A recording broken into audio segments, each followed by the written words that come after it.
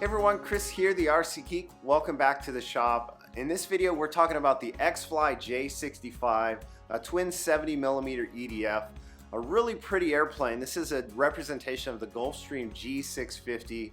Flies fantastically, and it's just a great cruiser jet. You know, you can shoot touch and goes all day long. It'll do nice wheelies down the runway if you coax it right, and it will do your loops and your rolls and that kind of stuff too if you want to go there. So following my maiden flights video, I wanted to give you guys my full review, show you guys the assembly, talk through CG, control throws, all of that, and of course give you guys a flight. And so let's get into it. You know, we'll start with the assembly and we'll go from there. So let's go.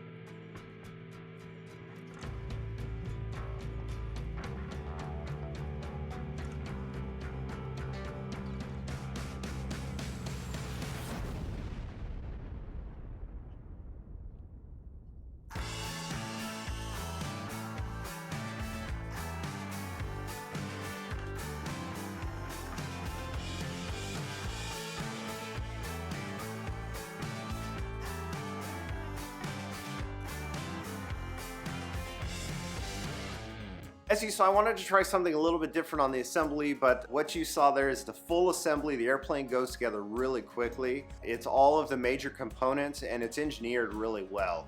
And so everything screws together. The biggest issue is you got to feed some wires through for the fans that are in the nacelles, and you've got to glue the tail section on. But otherwise, everything just fastens together. And so once it was all together, of course, it was on to the radio setup and all of that.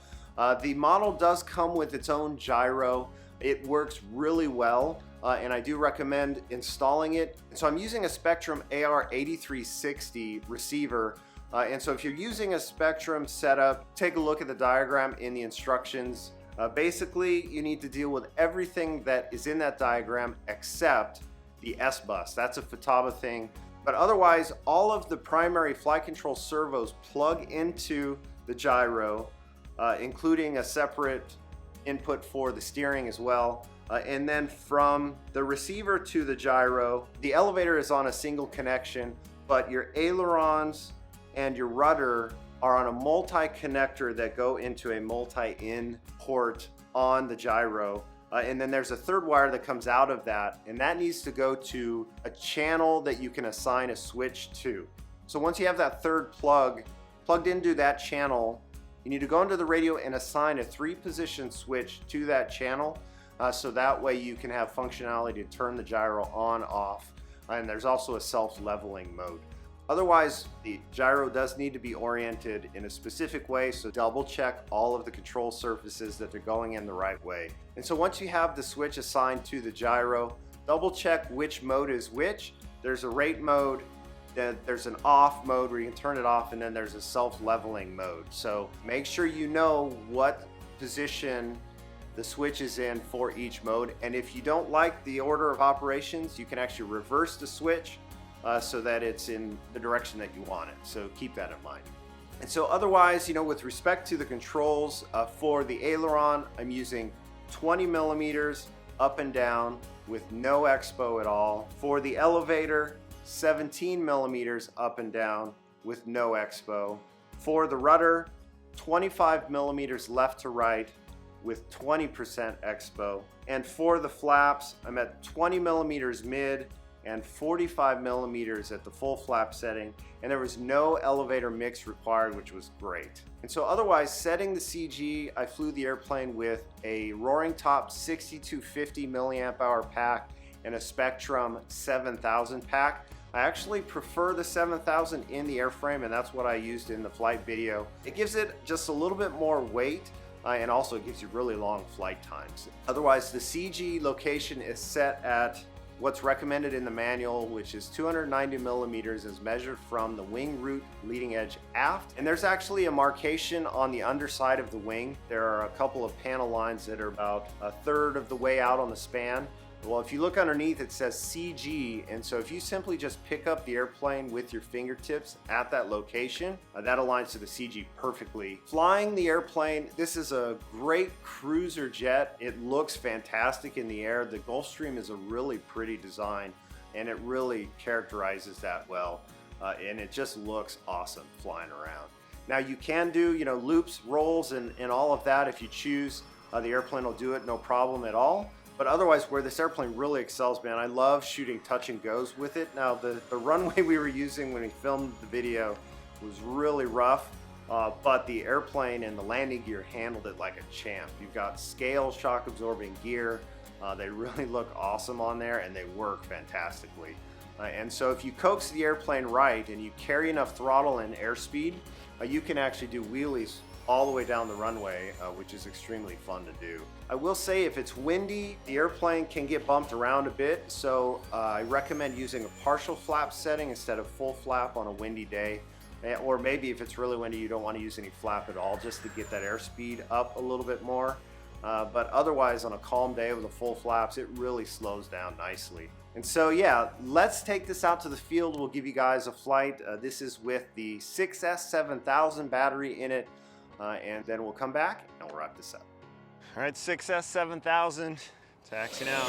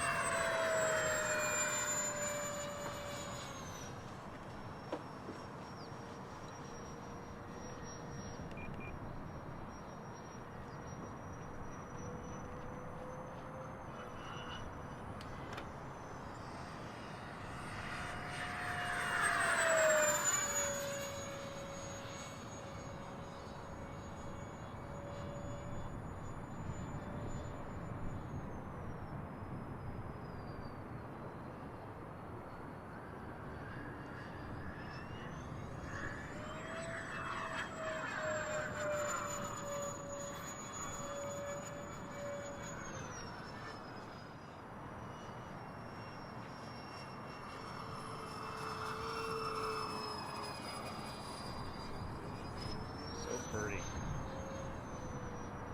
I'm going to come around. I want to shoot some touch and goes. Wind is mostly down the runway, so we'll drop the gear. Drop the flaps. Actually, based on the one, I'm going to do partial flap. Slightly cross, seems to be quartering across the runway. So that should be fun.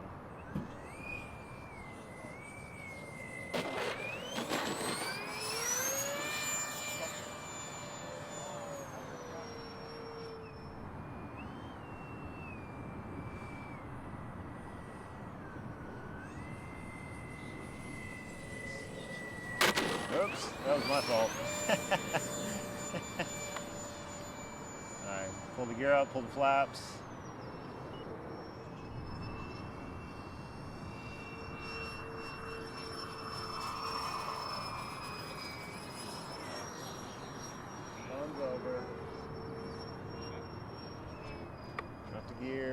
go partial flap. All right, Paul, this will be full stop. Winds are almost directly across at the moment, kind of quartering across the runway.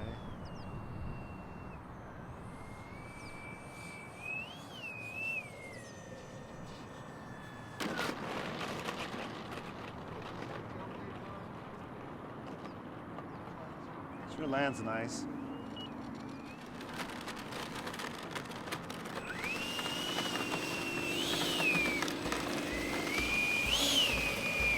I think the 7000's a winner. All right, there we have the J65 twin 70mm EDF. This is a really nice looking airplane. They've characterized the Gulfstream beautifully. It's just really pretty in the air and it flies fantastically. I do recommend using the gyro. It really helps out, especially on bumpy days. But otherwise, it's a really easy flyer. Shooting touch and goes, it's probably my favorite thing to do with it. The model came from Banana Hobby. They've got some new stuff coming out that is absolutely fantastic, so be sure to check them out. Also, I've got a link down in the description to the model, as well as everything that I used in it. Otherwise, if you want to see the review on one of my recent favorite warbirds, you can see that here. I did some fun stop motion animation on the assembly in that one. Otherwise, thanks so much for watching, and until next time, I'll see you at the field.